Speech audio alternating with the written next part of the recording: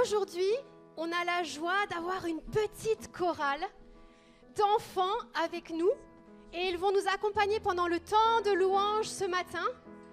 Et bien sûr, on a une grande chorale devant nous, c'est vous. Et on a aussi envie d'entendre vos voix chanter avec nous. C'est vrai, il y a un heureux événement qu'on veut célébrer. Et cet heureux événement met de la joie dans nos cœurs. Qui est-ce qui a le cœur rempli de joie de savoir qu'un heureux événement a eu lieu en cette période de Noël? Alors on veut dire que Christ Jésus est notre joie. Je vous invite à vous lever, peut-être vous êtes là pour la toute première fois, vous inquiétez pas, ça va bien se passer. Vous avez même le droit de frapper des mains comme vous avez fait pour les enfants. Vous êtes prêts les enfants? Est-ce que vous avez vu que derrière moi, il y a une petite jeune, enfin elle est vraiment jeune par rapport à moi, hein, c'est pour ça que je me permets, Rebecca qui a osé prendre la batterie. Alors vous la voyez pas, mais elle se cache derrière le plexiglas, mais elle est là et franchement, elle n'a pas vraiment de chance parce que j'ai choisi des chants très difficiles pour cette matinée de Noël, mais franchement, elle assure, elle a beaucoup répété, on peut l'encourager.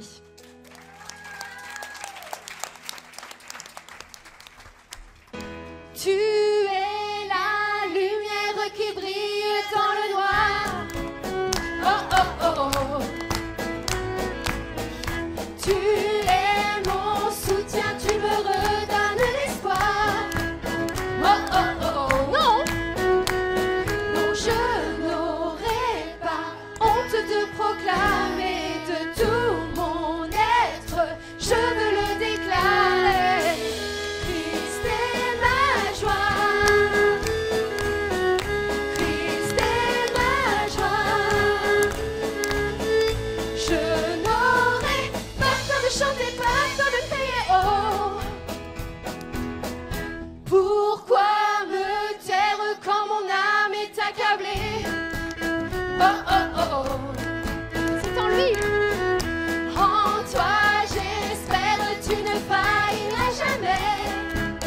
Oh oh oh oh. Non, non, je n'aurai pas honte de proclamer de tout mon être. Je veux le déclarer. Christ est ma joie. Christ est ma joie. Je n'aurai pas peur de chanter, pas peur de crier oh. Christ est ma joie. Christ est ma joie. Je n'aurai pas peur de chanter, pas peur de crier oh. Pourquoi me taire quand mon âme est accablée? Oh oh oh oh. En toi j'espère, tu ne failliras jamais. Oh oh oh oh.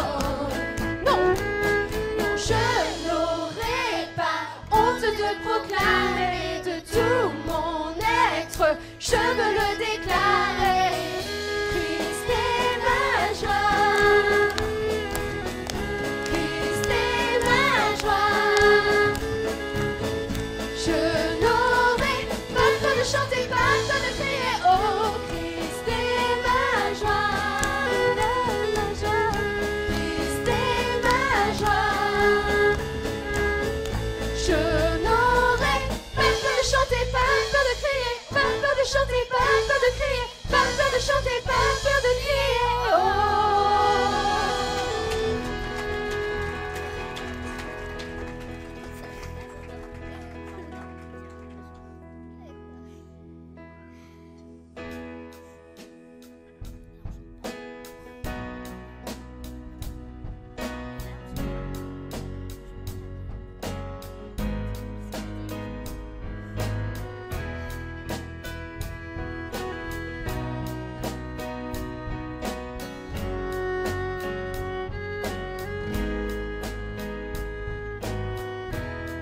Que ton nom est majestueux, Seigneur, sur toute la terre. Ton nom est fort et puissant, ton nom est glorieux et grand. En lui nous sommes sauvés. Le nom de Jésus tous les noms. Roi des rois, aucun nom n'est comme le sien. Le nom de Jésus, plus haut que tous les noms. Alpha, Oméga, aucun nom n'est comme le sien.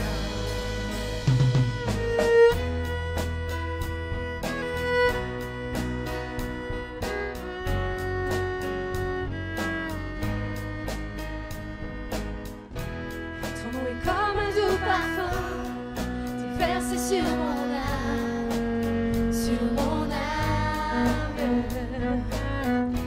En ton nom, nous surmontons tout. En ton nom, nous avons la victoire.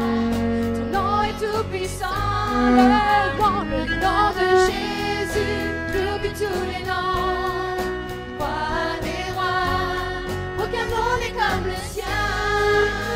Le nom de Jésus, plus haut que tous les noms. Alpha, Oméga, aucun nom n'est comme le sien. Aucun autre Dieu. Aucun autre Dieu n'a vaincu la mort, que Jésus-Christ est ressuscité. Nous l'élevons plus haut. En son nom, tout genou fléchit. En son nom, tout homme est sauvé. Nous invoquons son nom, le nom de Jésus, plus haut que tous les noms. Roi des rois, aucun nom n'est comme le sien. Le nom de Jésus, plus haut que tous les noms. Alpha, Oméga, aucun nom n'est comme le sien. Aucun autre Dieu, c'est vrai. Aucun autre Dieu n'a vaincu la mort, que Jésus-Christ est ressuscité. Nous l'élevons plus haut. En son nom, tout genou fléchit. En son nom, tout homme est sauvé. Nous invoquons son nom, le nom de Jésus, plus haut que tous les noms. Roi des rois, aucun nom n'est comme le sien. Le nom de Jésus, plus haut que tous les noms. Alpha, Oméga, aucun nom n'est comme le sien. Le nom de Jésus, Plus haut que tous les noms, roi des rois, aucun nom n'est comme le sien. Le nom de Jésus, plus haut que tous les noms, Alpha, Oméga, aucun nom n'est comme le sien. Est-ce qu'on peut acclamer le nom de Jésus? Est-ce qu'on peut acclamer le nom de Jésus? Amen. Merci Seigneur. Nous avons trouvé le nom qui sauve.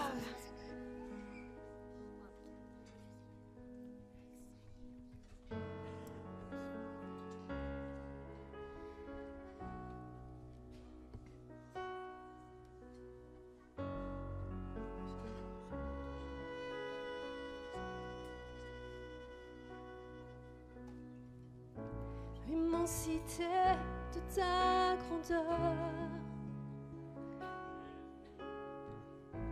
me montre que je ne suis rien.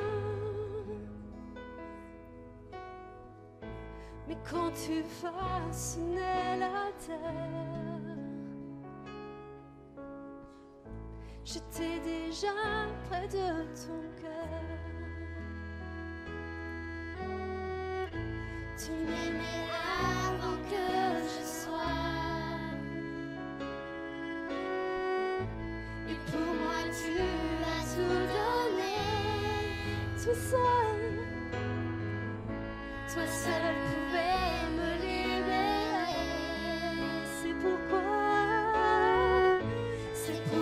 Je veux t'adorer. Toi seul est digne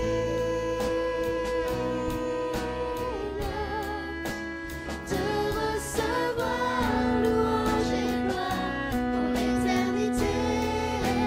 Toi seul est digne. Toi seul, Seigneur.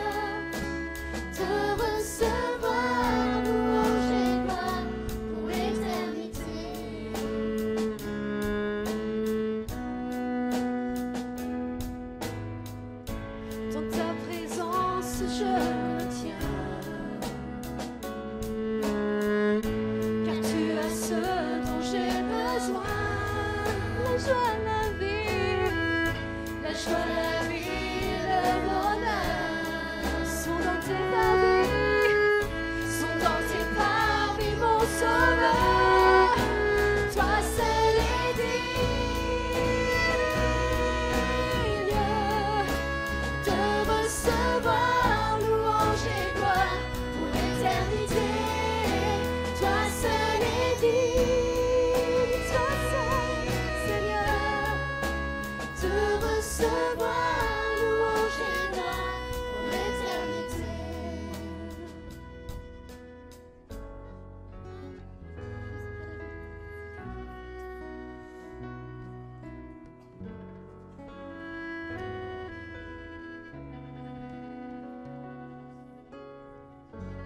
Alléluia.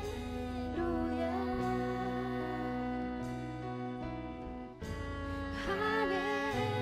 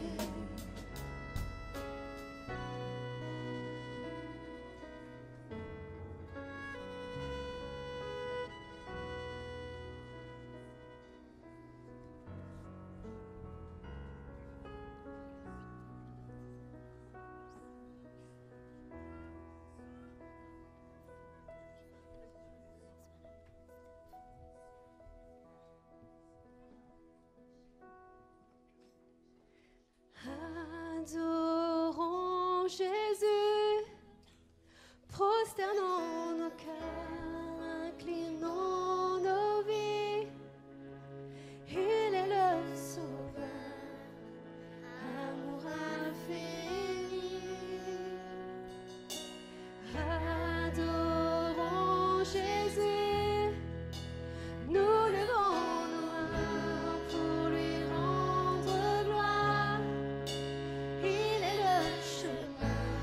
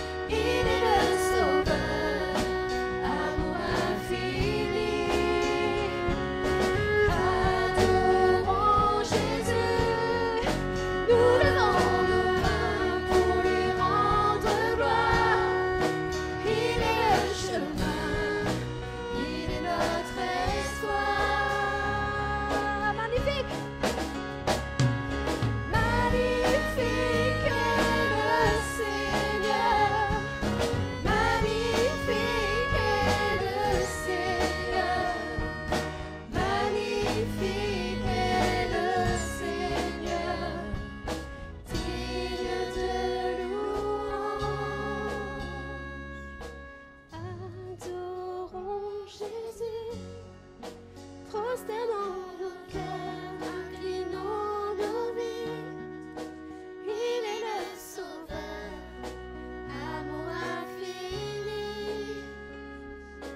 Adorons Jésus, nous le rendons pour lui rendre gloire. Il est le chemin, il est notre espoir.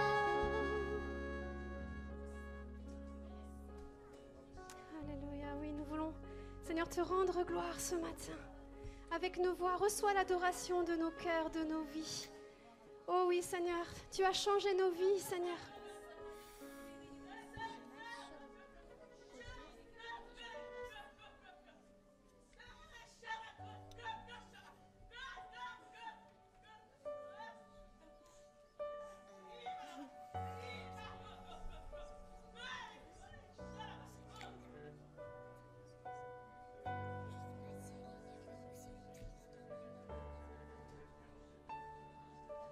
Seigneur, ce matin, nous voulons encore t'adorer de tout notre cœur.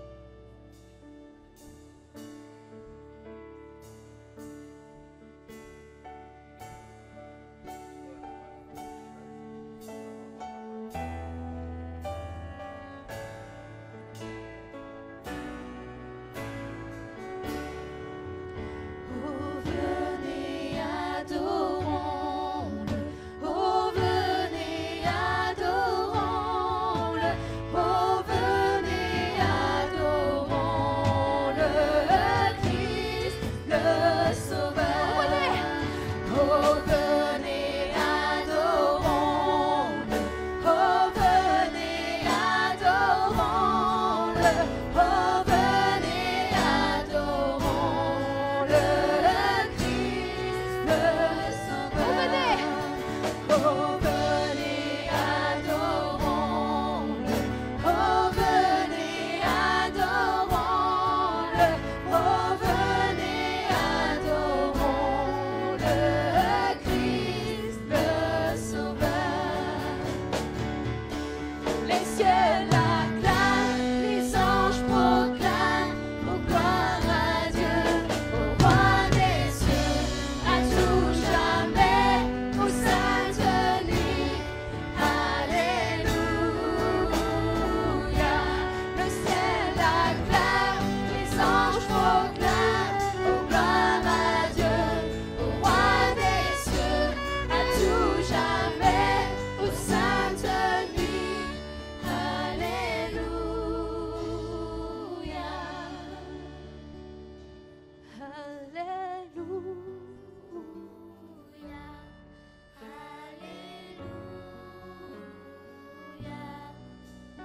Jésus, le Sauveur du monde, est venu.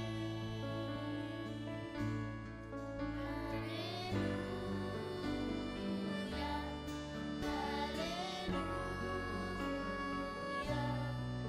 Au plus grand de tous les noms.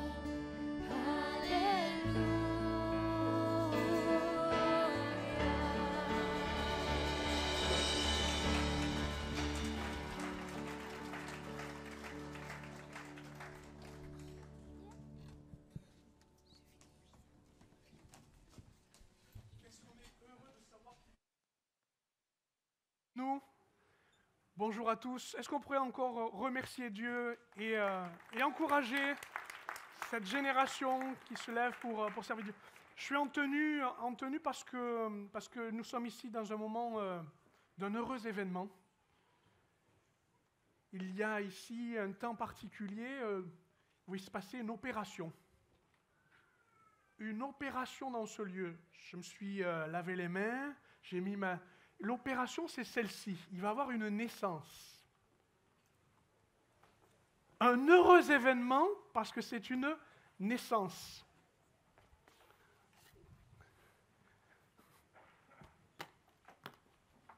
Et pour cela, j'aimerais vous dire que cette naissance, elle a eu lieu il y a bien longtemps, même très longtemps, mais qu'elle peut encore se manifester ce matin. La naissance de la foi, la renaissance d'une vie qu'on ne connaît pas. C'est le but du message de l'Évangile. C'est le but de l'annonce de ce qui se fait encore dans cette période, la naissance de Jésus. Un heureux événement nous attend. Alors, je sais que les enfants, si vous voulez bien éclairer, ce serait sympa, vous avez reçu cette feuille. Je ne sais pas si vous l'avez tous eu. Si vous ne l'avez pas eu, on peut éclairer? Voilà, comme ça tout le monde peut se signaler. Si les enfants, vous n'avez pas eu cette feuille, vous pouvez la demander. Regardez, il y a Lydie qui est pas loin. Et il y a aussi une petite boîte de crayons de couleur qui est à ta disposition, avec un joli verset dessus. Est-ce que tout le monde l'a bien eu? C'est bon? Ouais, merci de me le montrer. C'est bon, tu l'as. Ok. Cette feuille, vous avez le droit, merci beaucoup Lydie, vous avez le droit de l'utiliser pendant que je parle. Quoi?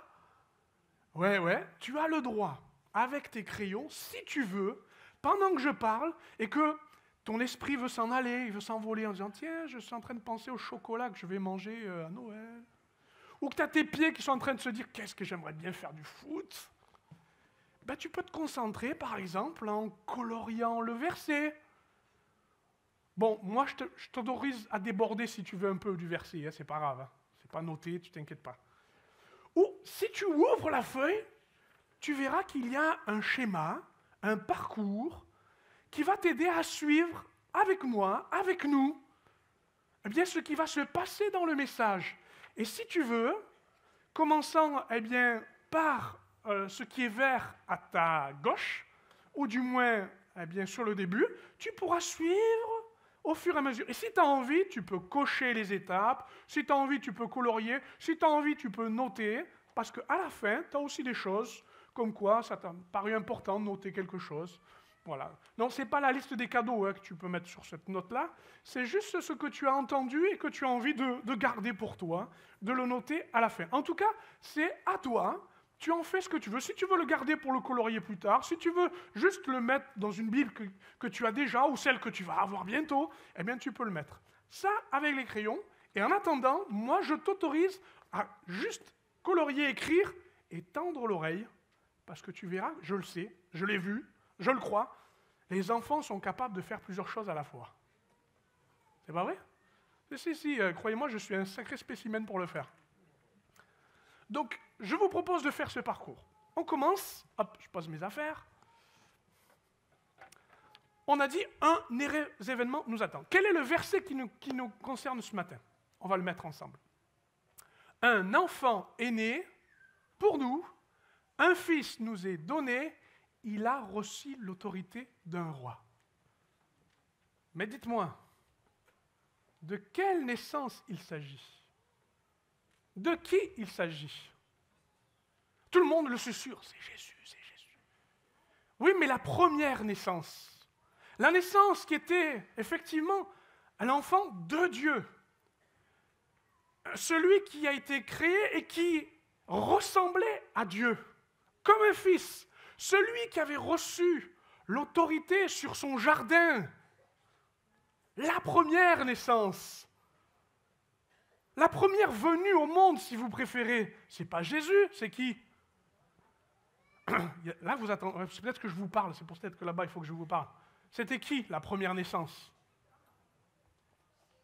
Qui a dit le Père Noël? Bon, ça va. C'est Adam, effectivement. Alors, je vais vous présenter Adam et Ève. Il faut que j'aille les chercher, hein. Ils sont timides. J'ai besoin de Adam et Ève, s'il vous plaît. Super!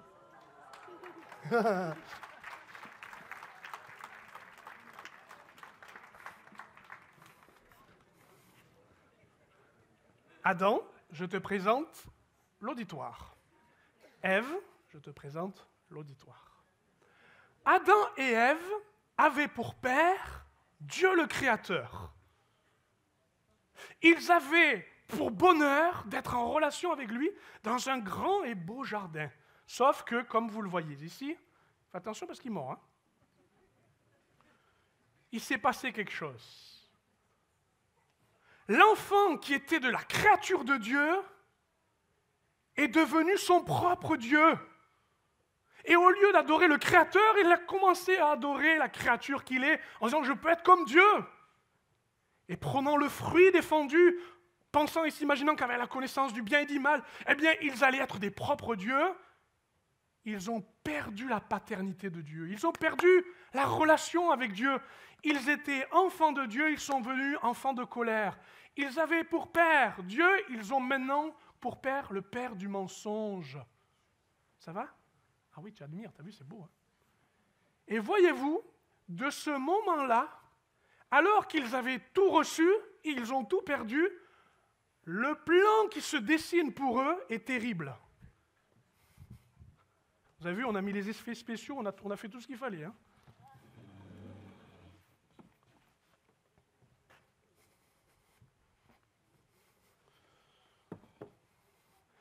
La Bible trace du début à la fin l'histoire de l'humanité et révèle ce que Dieu veut faire.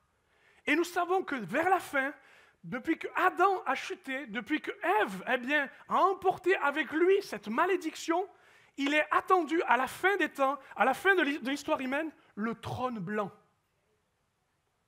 Le trône blanc est un moment de jugement pour l'humanité. Et depuis le début vers la fin, la trajectoire, ce qui va se dérouler, fait que, au lieu d'avoir un trône où ils sont protégés, ils ont reçu une autorité qui les bénirait, ils sont jugés et condamnés par le trône qui les attend. Alors je ne suis pas là pour vous faire peur, je ne suis pas là pour qu'on ait des cauchemars, je suis juste là pour vous dire ce que la Bible dit en vérité. Et qu'elle peut le dire à des enfants comme à des vieillards. Ils sont pas merveilleux, Adam et Ève? J'ai envie de leur faire des bisous. Allez, venez, on va par là. Ça va? Il va falloir être patient, hein? Allez, venez avec moi. Voilà. Voilà. Vous êtes ici, vous bougez plus? Super. Ça va aller? S'il y a un problème, vous vous levez la main, je viens vous voir, d'accord? Alors Dieu s'est dit, entre Adam et Ève et le trône blanc, on ne peut pas laisser cette histoire comme ça.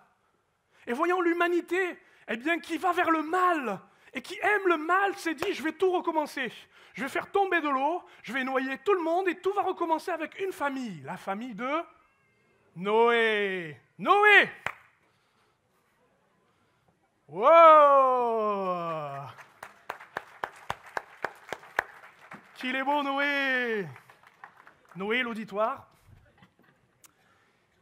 Noé, avec ses instruments, bâtit son arche. Et tous les coups qu'il donne pour planter ses clous, construire son arche, dit à tout le reste de l'humanité, attention, ça va se terminer.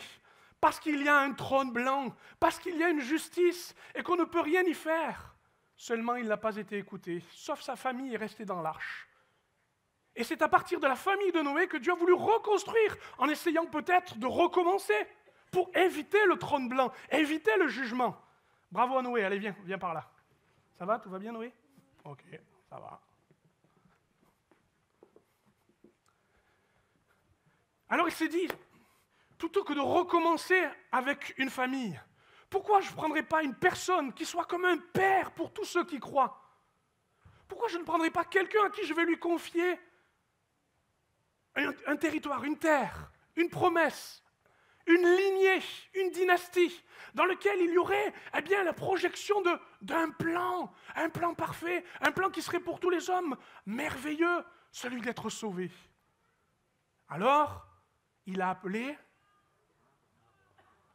Abraham. Abraham! Wow! Ça va, Abraham? Oui. Qu'est-ce que ça fait de ta barbe? Tu l'as rasée? Ah, d'accord. Abraham est un voyageur, vous avez vu, il a un sac à dos. Et sa vie, il n'a fait que la parcourir sur une terre qui était à lui, mais qu'il n'a jamais possédée. Une terre promise qu'il ne pouvait pas voir parce qu'il ne l'avait que par la foi. Et c'était les suivants, ses enfants, Isaac, Jacob et ensuite les autres, qui devaient entrer dans ce qui était promis. On ne dirait pas, mais il a une foi à l'intérieur de lui tellement grande qu'il est capable de la communiquer à ses enfants. Il en a plein le sac de la foi. Et il est capable de le donner à tous ceux qui suivent. On remercie Abraham. Vas-y, mets-toi à côté de Noé. Faites connaissance. Ça va, vous avez patience parce qu'il y a une longue histoire. Hein? Allez. J'appelle les 12 tribus.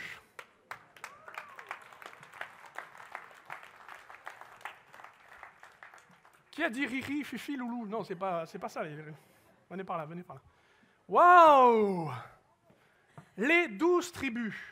D'un homme, Abraham, Dieu se dit, c'est tout un peuple dans lequel je veux mettre sa promesse pour montrer que je suis sur la terre et que je veux me manifester.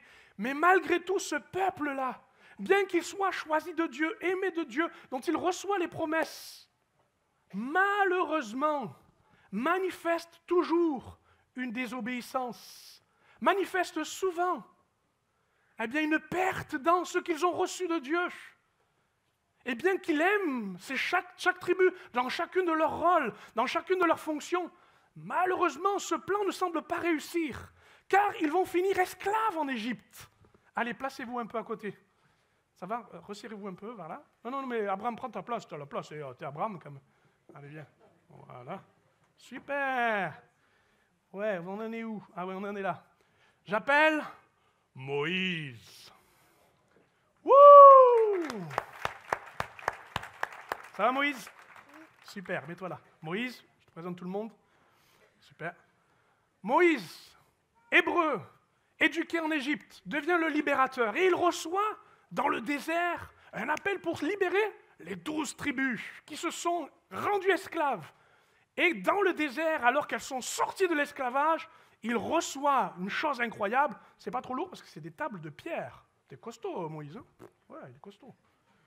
des tables de pierre sur lesquelles est gravée la loi de Dieu. Maintenant, on sait ce qu'il faut faire et ce qu'il ne faut pas faire, ce qui plaît à Dieu, ce qui ne plaît pas à Dieu. Le problème de cette loi inscrite dans la pierre, c'est qu'elle ne veut pas s'inscrire sur nous. On n'arrive ni à l'enregistrer, ni à la respecter, ni, j'allais dire même, à la vivre. Et ça met sur nous une culpabilité, une condamnation. Moïse ne voulait pas de condamnation. Il voulait amener ce peuple à sa libération. Mais la loi ne fait qu'enfermer dans la désobéissance. Elle dit toujours ce qui est interdit. Et l'homme et les tribus réalisent qu'à chaque fois qu'elles veulent bien faire, elles n'y arrivent pas. Pourquoi Dieu a fait cela? Pour nous amener justement à une direction. Nous rappeler où est le trône blanc. Merci Moïse. Tiens le coup parce qu'il faut attendre encore un peu. Ok. Oui, vous avez raison. Et comme le temps avance, la situation n'évolue pas. Enfermés dans le péché, dans la loi dans laquelle ils ne peuvent sortir. Alors Dieu a choisi des hommes qui parlent de sa part. Des hommes de toutes différentes tribus, des hommes de différentes origines.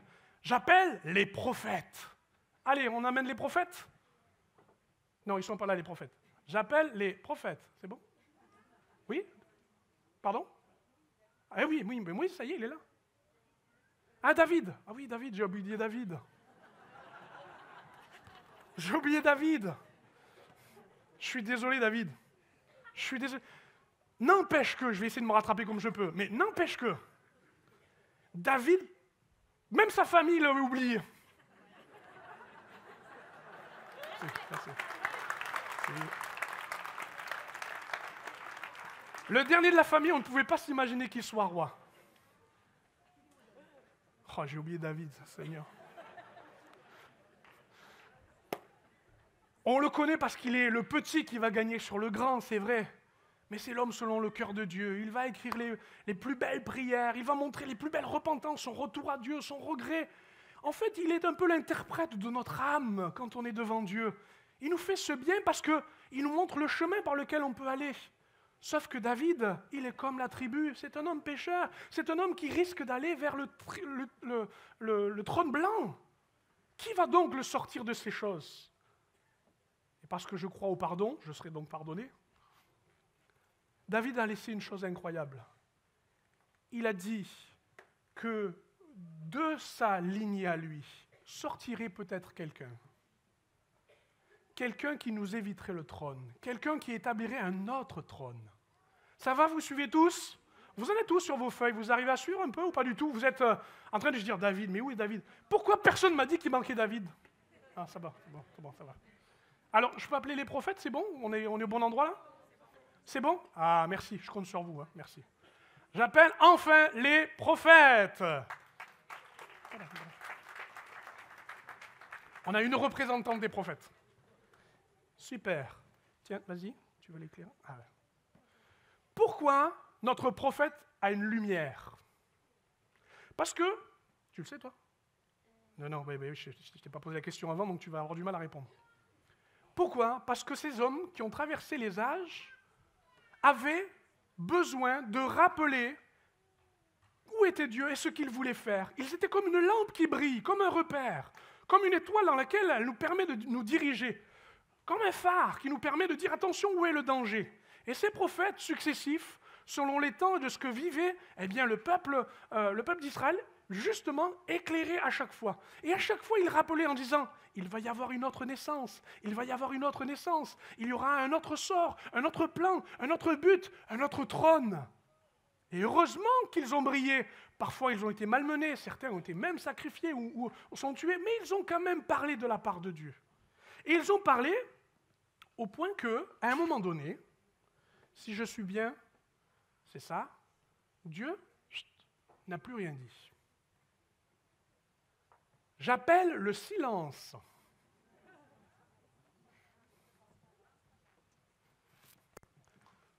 Ouais, super, avance. Ouais, c'est bien. Quoi? Oui.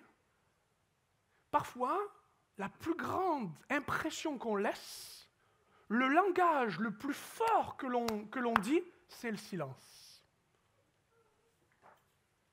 Le silence quand il faut se poser et écouter et savoir ce qui va se passer. Le silence, vous savez, c'est comme quand tout le monde se tait parce que l'orchestre va se mettre à jouer. Le silence, c'est quand la séance de cinéma va commencer. La lumière descend, tout s'arrête, on se tait, on attend que ça commence. Et là, mes amis, pendant à peu près 400 ans, Dieu ne dit plus rien, rien n'est écrit dans la Bible concernant ce moment-là. Dieu attend parce que c'est un heureux événement qui arrive. Mais je ne vais pas vous le raconter tout de suite. Oh, c'est pas vrai. On va sauter, alors là vous suivez bien vos plans, on va sauter 3 étapes. 1, 2, 3. Ça va? Les 3 plots là, on ne les voit pas, là, ils sont, regardez, ils sont rouges, ils sont là. On saute 3 étapes, on continue ce que raconte la Bible. Et j'en arrive à une période pas marrante du tout.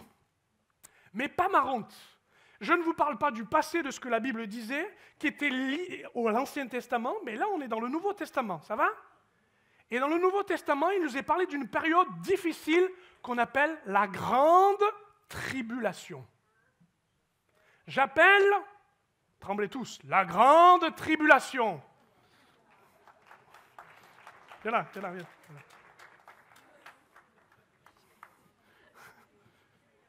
Notre ami a pris des coups, hein? Il est dans les chaînes. La grande tribulation est un temps terrible pour l'humanité qui sent la fin. C'est quand les fléaux ne cessent de tomber. C'est quand toute expression de la foi et de confiance en Dieu et dans son salut est brimée, et est empêchée, est verrouillée pendant 7 ans. Quelqu'un va se déchaîner parce qu'il a toute une puissance avec lui, un ennemi qu'on appelle le diable. Et il va s'en prendre à tous ceux qui, justement, pourraient fléchir et abandonner la foi. C'est un temps de souffrance, un temps triste. Alors me direz-vous, certains disent on y est déjà, d'autres disent c'est pas encore ça. On n'a pas besoin de se poser la question, juste de se rendre compte que quand on approche du trône du jugement, ça commence à se compliquer. Sauf que, il est dit dans la Bible qu'à un moment donné, tout va se calmer. De la guerre, on va passer à la paix. Du tumulte, de la violence, de l'agressivité, on va passer au calme. Pendant 1000 ans, ça va être la paix. Le lion va dormir avec l'agneau. Ça va être tranquille. J'appelle le millénium. Waouh! Viens par là, viens par là. Oui, allez-y, allez-y. Ce temps établit un temps où le ciel et la terre se sont rejoints. Tout se passe bien, tout va bien, tout est bien rangé. Les chambres sont rangées, les jouets au bon endroit. Tout va bien, c'est la paix, je range mes affaires, je débarrasse la table. Tout est clean, tout est bien, tout va bien. Sauf qu'on est passé de la violence à la paix, pour que d'un seul coup, c'est le dernier soulèvement, c'est la grosse bataille, c'est la grande guerre, c'est quand on a bien des ennemis qui se préparaient, vous voulez dire maintenant ça suffit, on ne veut plus de Dieu, on ne veut ni de ses anges, on ne veut ni de sa parole, on ne veut plus rien, on veut éliminer toute trace d'espoir, de la foi, on ne veut rien d'autre. C'est la guerre de Gog et Magog. J'appelle Gog et Magog. Attendez, je me pousse parce que j'ai peur là, attends, vas-y. Waouh! Tout ceci, vous le trouvez dans les versets de la Bible. Est-ce que vous êtes toujours dans les bons, à la bonne étape? Tout va bien, vous suivez, c'est super. Un temps terrible, un temps où tout ce qui est mal se rassemble et veut, et une lutte incessante, même dans les lieux célestes, tout va devenir fracas, combat, tu m'autorises? Et l'épée sera levée, et ça va frapper de tous les côtés, jusqu'à ce que la lutte cesse, que tout s'arrête, et qu'à un moment donné, Dieu dise maintenant, nous prendrons les vivants et les morts, et nous allons juger. Et ce trône blanc n'est pas blanc pour rien, ce n'est pas un mariage. Le blanc, c'est la sainteté. C'est tout ce qui fait qu'on ne pourra plus se justifier ou s'expliquer. Ça ne sert à rien, les amis. C'est Dieu qui établit maintenant sa justice. Et pour cela, Dieu a inventé déjà le numérique céleste. Il a tout stocké. il a tout gardé dans ses disques durs. Bon, la Bible dit dans ses livres. Et les livres seront ouverts. Ça va? Vous tenez le coup? J'appelle les livres. Voilà, il par là. Ouh là là! Faites voir, je m'autorise. Tiens donc, je vois le dossier de Géraldine. C'est ma femme. Alors, 10 sur 10, 10 sur 10, 10 sur... Dans les pensées, dans les paroles, dans les choses secrètes ou avouées, tout est écrit et tout sera mis à la lumière. Croyez-moi, j'ai peur si l'écran s'allume qu'on voit certaines choses. Tout est inscrit. Et je pense à certains qui cherchent une justice et une vengeance en se disant, mais que quelqu'un le sache et que ce soit justice, c'est écrit quelque part. Sauf ce qui est écrit ici nous condamne. Ce qui est accumulé ici, un avocat va plaider contre nous. Et nous n'aurons pas pouvoir répondre, notre bouche est fermée. Et la fin, parce qu'il faut quand même finir, et je sens qu'il faut qu'on en termine, nous arrivons à la fin du parcours, on en arrive à un temps où tout va s'arrêter, où tout sera dissous, tout sera j'allais dire, détruit, c'est les temps de feu. Je suis désolé de vous le dire, mais c'est une réalité que la Bible trace jusqu'à là. Et j'appelle les temps de feu, oui, qui attend, parce qu'il n'y aura bientôt plus de feu. Viens par là. Ouh là là! Ne vous brûlez pas les doigts, venez par là, venez par là. Oh là là! Vas-y. Elles sont tellement jolies. C'est tellement beau. Mais imaginez l'effroi que c'est de se trouver devant une chaudière qui brûle sans cesse, et dans lequel il n'y aura pas du regret ou de l'attente. Mais c'est un temps où la fin, où tout est détruit, où tout s'arrête. Plus d'espoir, plus de joie, plus d'amour. Tout est perdu. Tout est perdu. Mes amis, merci beaucoup d'avoir écouté. Les enfants, c'est super d'avoir bien suivi de Adam et Ève jusqu'à les temps de feu. J'aimerais vous dire, l'histoire ne se réécrira pas. Il y a eu une naissance, et de cette naissance est arrivée effectivement une destination. Sauf que,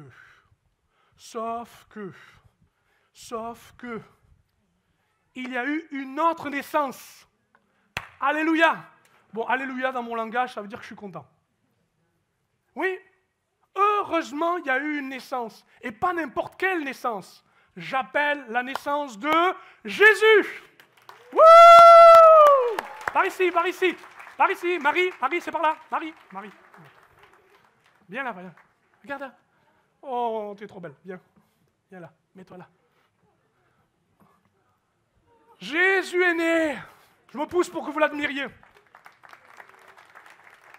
Eh oui. Ça va, Marie? Ça va? Je t'appelle Marie parce que c'est toi qui portes Jésus, d'accord? C'est bon? Ok. Un enfant. Un enfant nous est né. Un enfant est là. Mais qu'est-ce que peut faire un enfant dans une humanité? Sauf que cet enfant est particulier. Tu m'autorises à le prendre, je te le rends ensuite? Je tiens bien la tête. Voilà. Je te le rends, hein, t'inquiète pas. Ça va? Okay. Cet enfant est un peu particulier. Cet enfant, il est difficile à le comprendre, mais il a la forme d'un enfant, il a la taille d'un enfant, il a tout d'un enfant, mais il est Dieu. Attention, ce n'est pas Dieu qui se déguise en homme, comme je viens de mettre une blouse. Non, il est homme. Mais attention, ce n'est pas parce qu'il est homme, vous le voyez inoffensif, petit dans ses langes, vous dire, oh là là, mais qu'est-ce qu'on va faire là? Bon, on va le mettre dans la crèche et puis c'est fini. Non, c'est Dieu. Amen.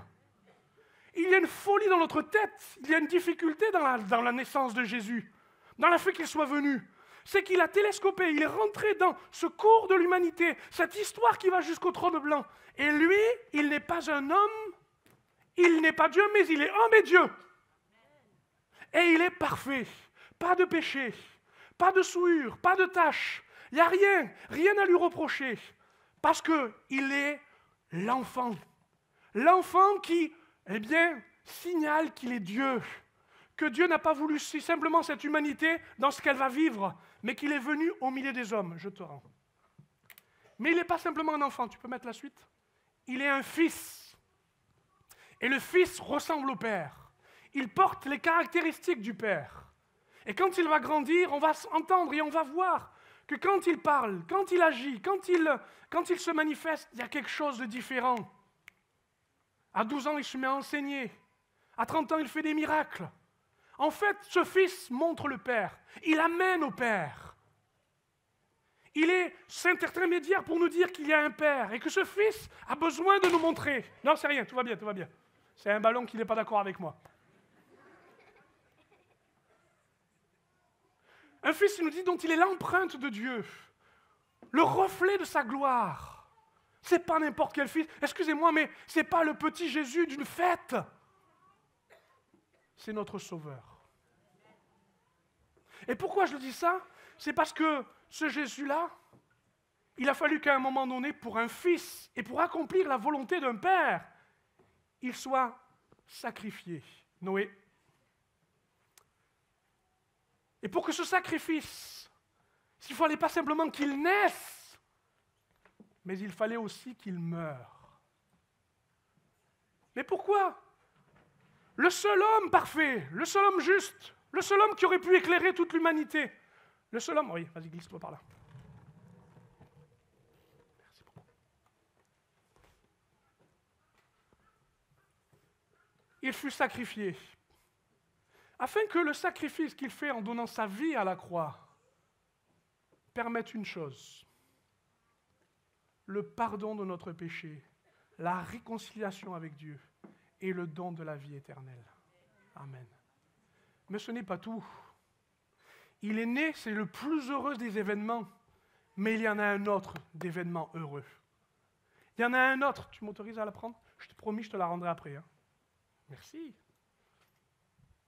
Il y a un événement encore plus heureux, ou du moins qui va compléter. Il est né, il est mort, mais il nous est dit qu'il a reçu l'autorité d'un roi. Comment peut-il être roi puisqu'il a été crucifié à la croix? Oh là là, pardon.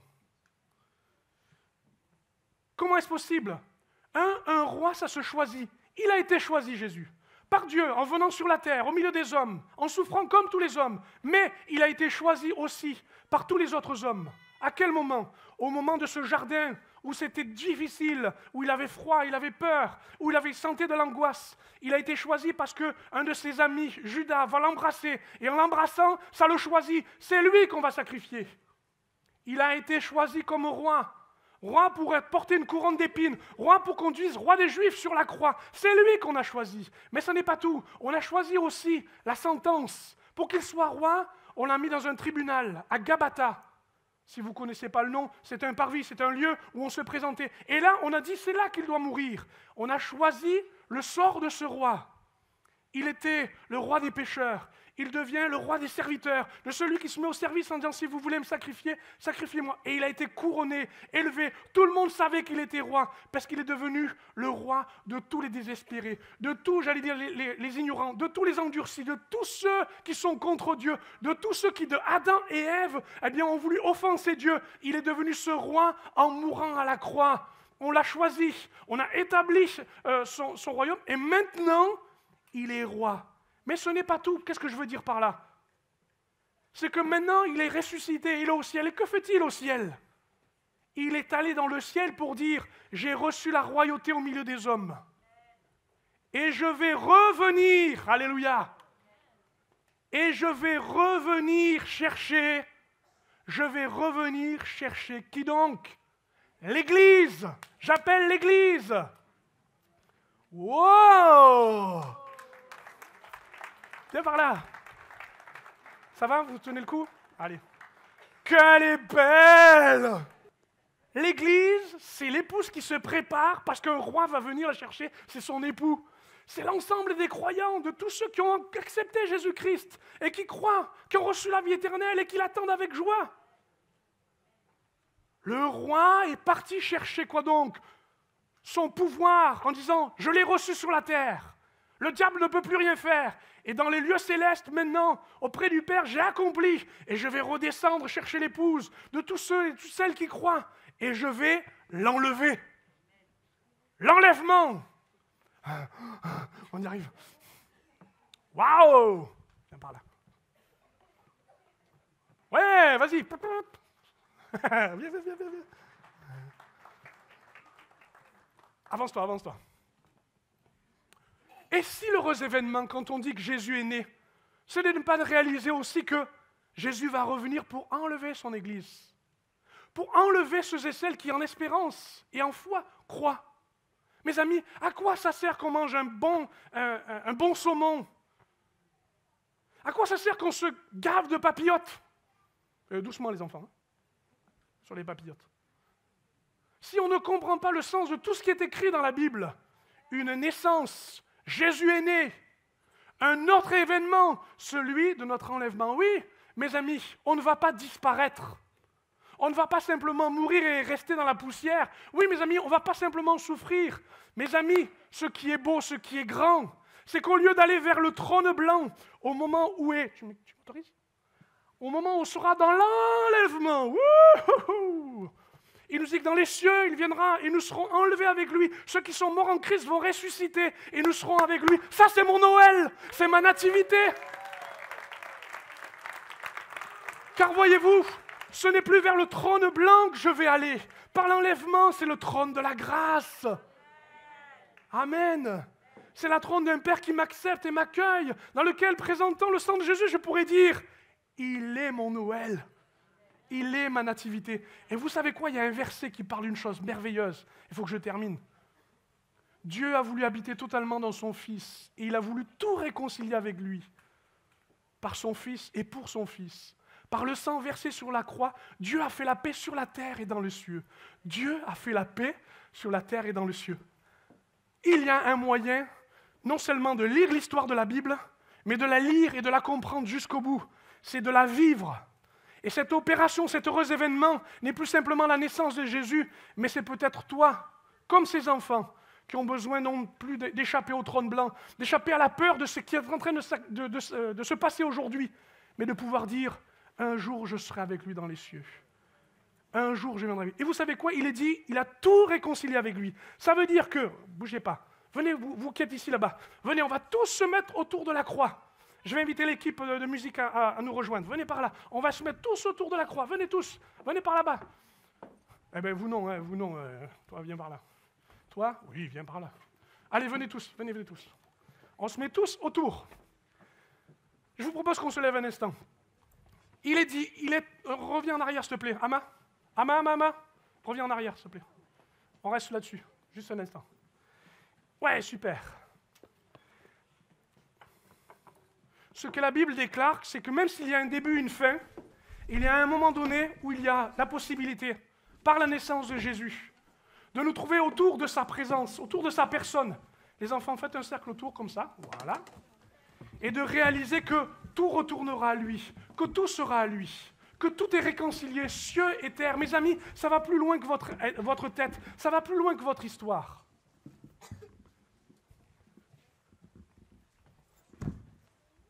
C'est l'histoire de votre vie pour Dieu. Je me propose un instant qu'on puisse prier. On ferme nos yeux un instant. Seigneur, on est autour d'une croix en bois, ça n'est rien. Autour d'un poupon, Seigneur, mais nous savons que ta présence est là. Et nous croyons que par le Fils et pour le Fils, tu as habité pleinement au milieu de nous. Tu es capable encore ce matin de faire une œuvre en nous. Seigneur, nous voulons échapper au trône blanc, échapper à tout ce qui a été dit, Seigneur, et dans lequel l'humanité s'engouffre. Nous croyons, Seigneur, qu'il y a un autre scénario, une autre possibilité, un autre moyen. Je te prie que nous puissions te saisir, Jésus, en te demandant pardon et en te recevant dans nos vies.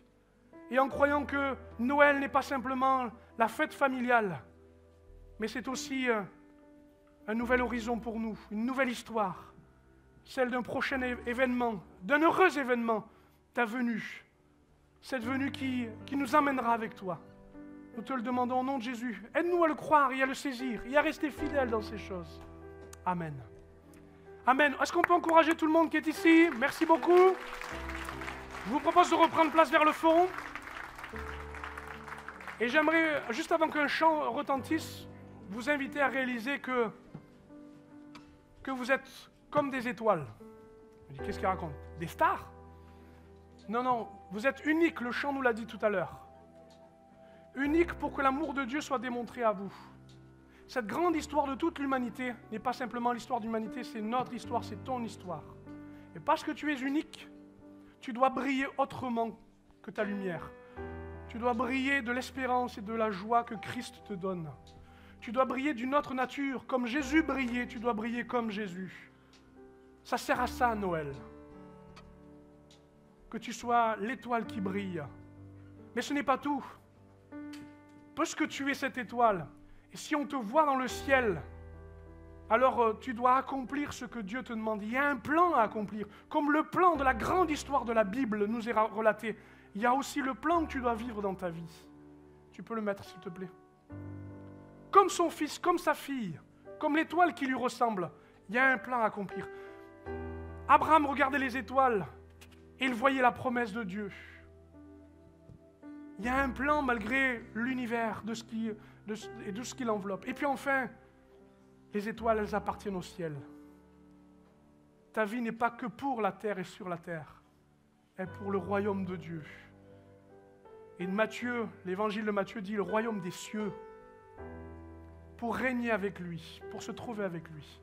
Est-ce qu'on peut chanter ensemble combien Dieu est grand? Est-ce qu'on peut le déclarer avec force? Et quand nous aurons terminé ce chant, je laisserai la place à Lydie qui va nous amener dans une dernière partie. Que le Seigneur nous bénisse ensemble. Le roi dans sa beauté, vêtu de majesté, la terre est dans la joie, la terre est dans la joie, sa gloire resplendit, l'obscurité s'enfuit. Au son de sa voix, au son de sa voix,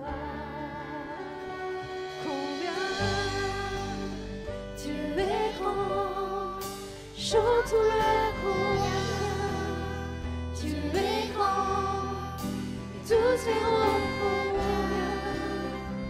combien tu es grand.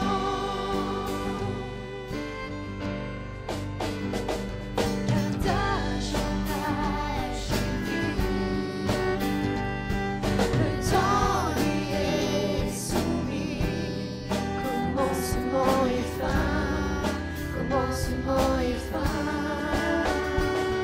céleste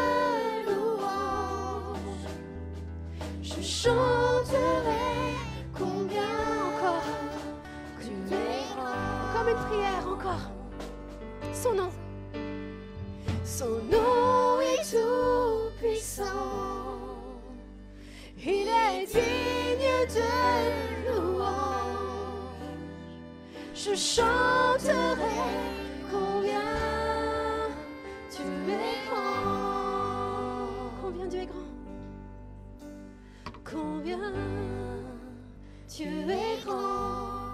Chantons-le combien Dieu est grand. Et tous verront combien Dieu est grand. Oui, chantons combien Dieu est grand. Chantons-le combien Dieu est grand. Et tous verront combien Dieu est grand. On va juste laisser les enfants chanter combien Dieu est grand. Chantons-le combien Dieu est grand. Et tous verront combien avec eux. Dieu est grand. Est-ce qu'on peut acclamer le Seigneur Jésus? Combien il est grand!